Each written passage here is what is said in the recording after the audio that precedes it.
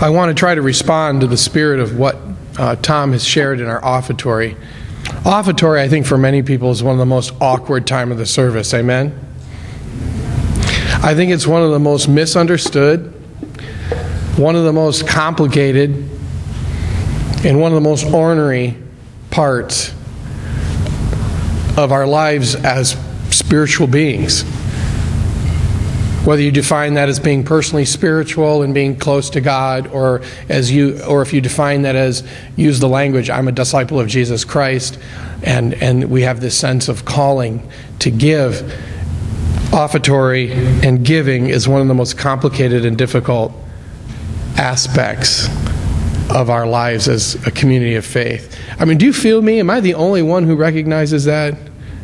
I mean, are you following what I'm saying there? The Scriptures, I'm going to say a couple of things here, and then hopefully you will be able to draw the connection. I wish I had more time to talk about this, because I think there's some things that would really be fascinating to learn. The Scriptures are very interesting about tithing and about money. Tithing actually comes from the idea that in Jesus' time, when people were largely farmers, and families were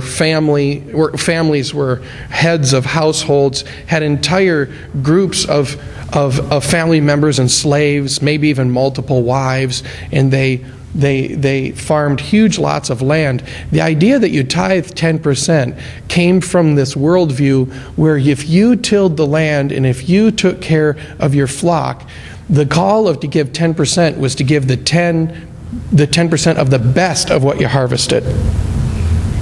So you gave the 10% of your harvest, you brought that to the temple and sacrificed it at the temple. Or maybe your best calf, and you brought that to the temple to sacrifice. And that was back in a world and in a day where, of course, the people who were tilling the land and the people who were caring for their flocks, they were very close to the miracle of what they were doing, because they didn't make the seed grow. Amen? They weren't the ones who forced the animals to multiply. It was a mystery and a wonder, and it was something that was a gift from God. And that sense of gift was very intimate and close. It was very immediate. So this idea that you give 10% of it bring it to the temple and sacrifice to God made a lot of sense, because there was a sense that all of it was a gift to begin with. Well, you and I know money is not exchanged that way. Money is not exchanged that way. Though for some people, stumbling across $100 is a gift, truly gift. Amen? It's like, wow.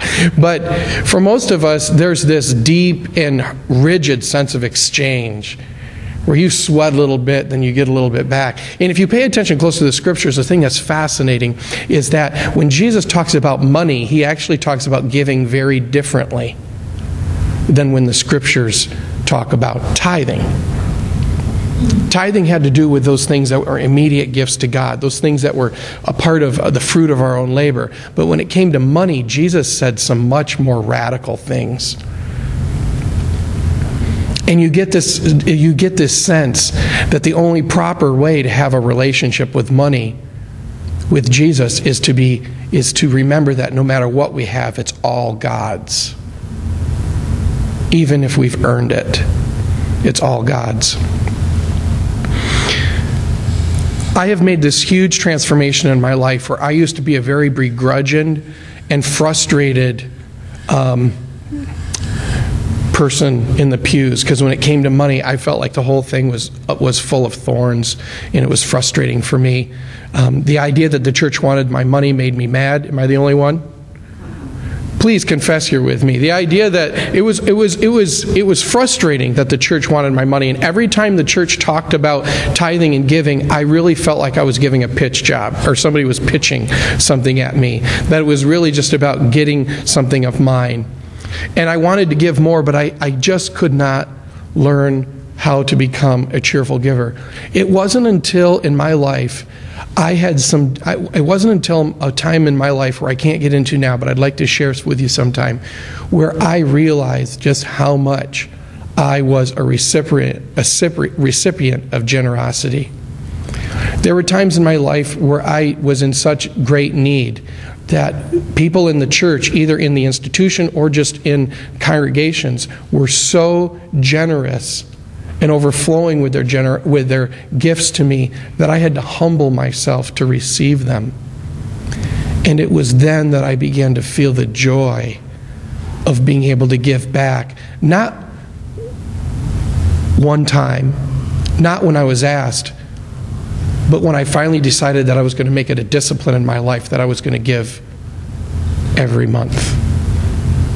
Because I was that grateful. I wasn't grateful just to give back once. I was grateful so much that it changed me. And the only way I could be happy with myself is to give back repeatedly. I'll leave this final idea with you, and it was something that's very interesting to me. I will never forget when I was listening to NPR just 2 years ago. I don't know if you know this, but there's a movement of people that has no connection to churches whatsoever, whose very goal is to figure out how much of their income they can give away. Have anybody heard of this? There are societies and groups of people that's not connected to a faith community of any kind, but they kind of live, their message is basically this: we live in a world that has so much in it that we want to define what's enough. And so what they do is they try to figure out how much they can live on, and they literally make it a goal of their lives to give the rest away.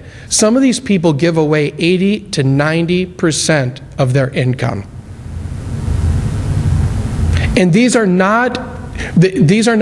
runs the gamut.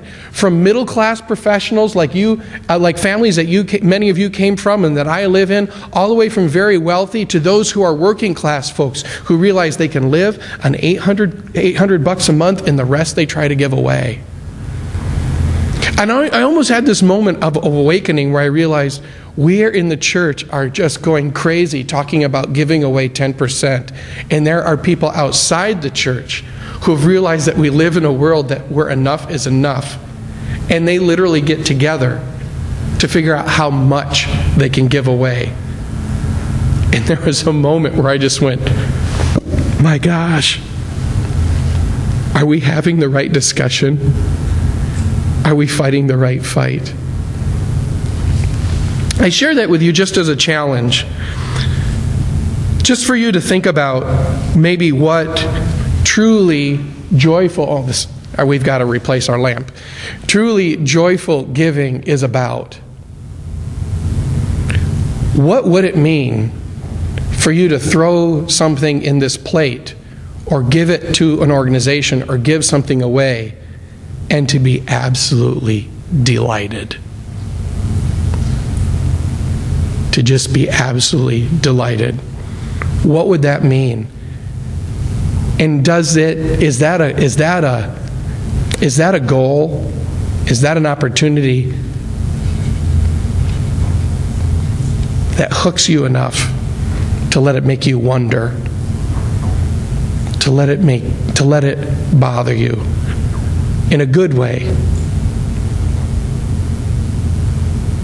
How is it possible to give regularly and for it just to fill you up?